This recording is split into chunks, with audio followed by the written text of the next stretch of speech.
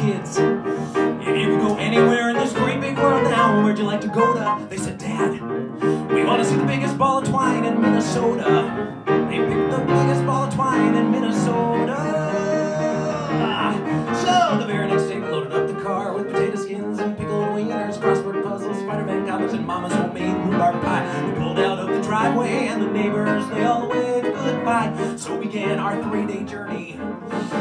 We picked up a guy holding a sign that said Twine ball or bust. He smelled real bad and he said his name was Bernie.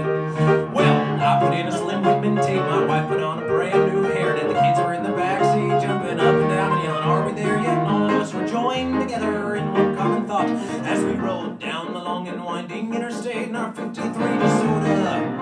Heading for the biggest ball of twine in Minnesota. We're gonna see the biggest ball of twine in Minnesota. Well, we couldn't wait to get there, so we drove straight through for 3 whole days and nights. Of course, we stopped for more pickled wieners now and then. The scenery was just so pretty, boy. I wish the kids could have seen it, but you can't see out of the side of the car because the windows are completely covered with the decals from all the places where we've already been. Like Elvis Arama, the Tupperware Museum, Bo Weevil Monument, and Cranberry World, the Shuffleboard Hall of Fame, Poodle Dog Rock, and the Mecca of albino squirrels. We've been to ghost towns, theme parks, wax museums, and a place where you can drive through the middle of a tree. Seen alligator farms and tarantula ranches, but still one side we gotta see. Well, we crossed the state line about 6:39, and I saw the sign that said Twine ball exit 50 miles. Well, the kids were so happy they started singing 99 bottles of beer on the wall for the 27th time that day. We pulled off the road at the last chance gas station, got a few more pickled wieners and a diet chocolate soda.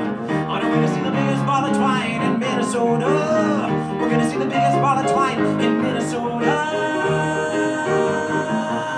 Finally, at 7:37 early Wednesday evening, as the sun was setting in the Minnesota sky, out in the distance, on the horizon, it appeared to me like a vision before my unbelieving eye.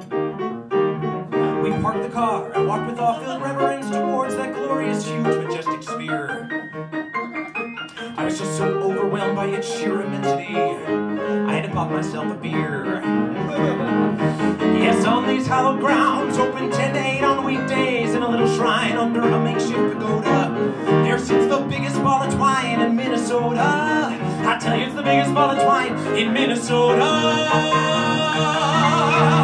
Oh, what on earth would make a man decide to do that kind of thing?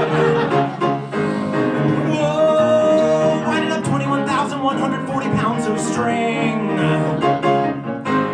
What was he trying to prove? Or who was he trying to press? How did he do it? Why did he build it? It's anybody's guess. And where did he get the twine? And what was going through his mind? Or did it just seem like a good idea at the time? But we walked up beside and I warned the kids, now you better not touch those ropes, are there for a reason.